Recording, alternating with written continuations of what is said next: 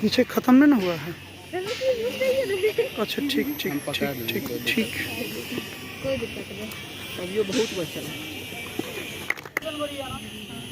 12 जनवरी 1863 ईस्वी स्वामी जी का जन्म हुआ। ठीक, इनके बारे में तुम लोग कुछ ना कुछ किताबों में जरूर पढ़े होंगे। देशवासियों के, पूरी दुनिया के लोगों को जब संबोधित कर रहे थे तो इन्होंने अपना पहला शब्द बोला था, my dear brothers and sisters, भाइयों और बहनों, my dear brothers and sisters of America.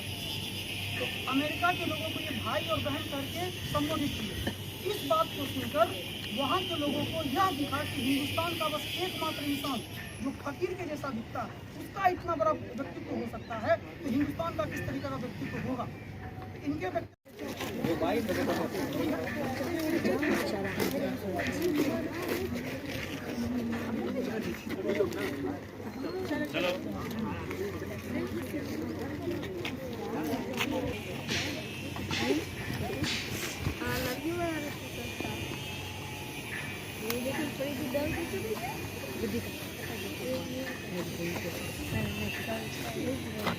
पीछे खत्म नहीं ना हुआ है। अच्छा ठीक ठीक ठीक ठीक ठीक। कोई दिक्कत नहीं। अब ये बहुत बच्चा है। भारत माता की जय। भारत माता की जय। आज 12 युवा दिवस के रूप में मनाते हैं। किस रूप में मनाते हैं? युवा दिवस। युवा दिवस। युवा दिवस हम स्वामी विवेकानंद जी के जयंती के शुभ अवसर पर मनाते हैं। स्वामी विवेकानंद जी से प्रेरित होकर भारत के नहीं, विश्व के कई युवा इनसे प्रेरित होकर आगे बढ़ रहे हैं।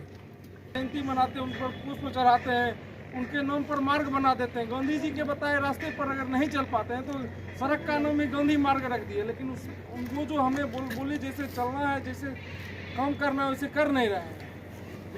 वही बात स्वामी विवेकानंद जी के साथ हो रहा है। जैसे इनका पूजा हो रहा है और बहुत सारे मतलब स्थानों पर उनको पूजा जाता है। बहुत सारा मार्ग है जो स्वामी विवेकानंद जी के नाम से रखा गया है। हम लोग सब सुबह सुबह पूजा मतलब प्लेस करते हैं, स्कूल में प्रतिज्ञा लेते हैं, उठो जागो और तब तक मत रुको जब तक लक्ष्य की प्राप्ति ना हो जाए। वो किसी और का देन नहीं, इन्हीं का देन है। इनका जन्म, इनका असली नाम था नरेंद्र नाथ दत्त, जो कि मतलब 12 जनवरी 1863 में इनका जन्म हुआ था। और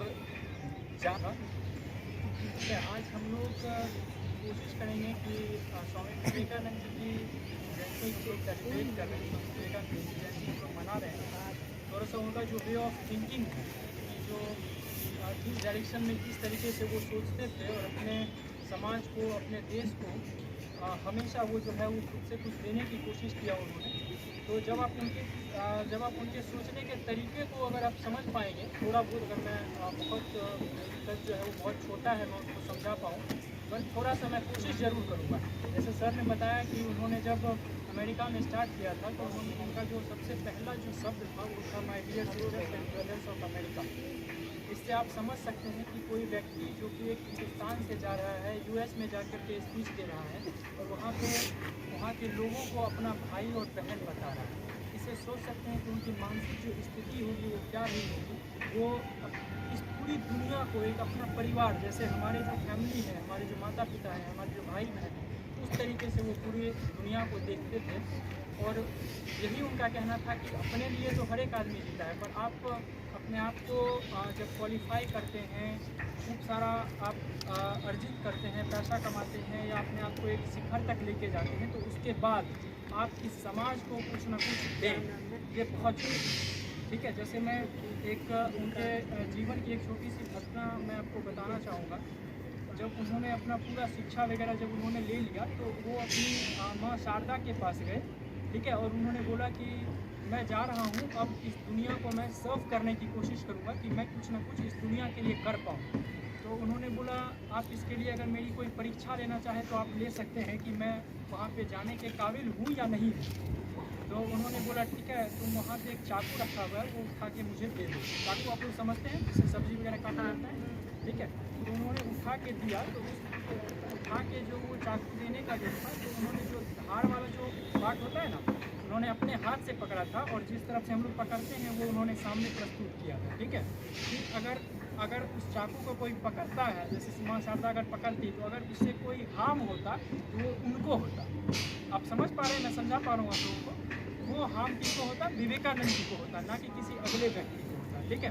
तो इस घटना के बाद माँ शारदा ने कहा कि अब तुम बिल्कुल स्वतंत्र हो, अब तुम में इतनी एबिलिटी है कि तुम जा करके अब दुनिया के सामने अपनी बातों को रख सकते हो, ठीक है। दुनिया को कुछ ना कुछ दे सकते हो। समझ रहे हो आप लोग मेरी बात? और मैं एक छोटा सा उनका जो कोट है उसको मैं ज़रूर ये करूँगा कि उठो जागो और तब तक संघर्ष करो जब तक कि लक्ष्य की प्राप्ति ना हो जाए, ठीक है। मतलब आप लोग उठिए, मैं ऐसा नहीं बोल रहा हूँ कि सोना नहीं है, ठीक है बच्चों, ये माइंड में रखना है। ऐसा नहीं है कि सोना नहीं है, बस ये समझना है कि हम लोगों को अपना अभी आप लोग जिस लेवल पे हैं, ठीक है, अपना एक अच्छा सा गोल बनाइए लाइफ में कि हमको लाइफ में बहुत कुछ अचीव करना है, ठीक है। बनाइए कि हमको वैज्ञानिक बनना है, हमको एस्ट्रोनॉट बनना है, साइंस स्पेस में जाना है, ठीक है। बहुत जितना लंबा से लंबा, अगर किसी को पैसे कमाने का गोल बनाना है तो गोल बनाइए कि हमको 1 लाख करोड़ रुपए कमाना है। जब बनाना ही है गोल तो बहुत लंबा चौड़ा बनाएंगे, ठीक है। और उस पर आप लोग काम कीजिए, ठीक है। और बहुत ज़्यादा संघर्ष कीजिए लाइफ में, ठीक है, क्योंकि जितना ज़्यादा आप लोग संघर्ष करेंगे उतना ज़्यादा आप उभरेंगे। ये उनकी जो है ये इस तरीके से स्वामी विवेकानंद जी की सोच थी। और हम बिल्कुल आपसे जो है वो एक आग्रह करेंगे कि आप लोग जितना हद तक हो सके, आज हम लोग इन्फॉर्मेशन युग में जी रहे हैं, ठीक है। इन्फॉर्मेशन युग मतलब आप लोग जब घर जाएंगे तो अपना फ़ोन निकालेंगे और गूगल खोलेंगे, वहाँ पे आप अच्छे से अच्छे चीज़ को सर्च कर सकते हैं दुनिया में, और बुरे से बुरे चीज़ को आप 1 सेकंड में देख सकते हैं, ठीक है। हम लोगों के टाइम तक पाबंदी थी कि हम लोगों के पेरेंट्स बताते थे ये पढ़ना है ये नहीं पढ़ना है, बट आप लोगों के पास तो ऐसा कुछ नहीं है। आप लोग यहाँ पे 5 थे, आप लोग घर जाएंगे और अच्छे से अच्छे चीज़ को आप देखेंगे और बुरे से बुरे चीज़ को देखेंगे, ठीक है। और विश्वास कीजिए कि कुछ ऐसे व्यक्ति हैं जिन्होंने इस दुनिया को बहुत ज़्यादा कंफर्टेबल कर दिया। कंफर्टेबल इसलिए मैं बता रहा हूँ कि आप घर जाएंगे, फ़ोन चलाते रहेंगे, शॉर्ट्स, इंस्टाग्राम आप लोग बहुत ज़्यादा यूज़ करते होंगे, इंस्टाग्राम चलाना शुरू करेंगे, शॉर्ट्स देखना शुरू करेंगे, पता चलेगा 2 घंटा 3 घंटा निकल गया आपका, ठीक है। तो उस सब से बच करके आपको क्या करना है, अपने अपने पढ़ाई पे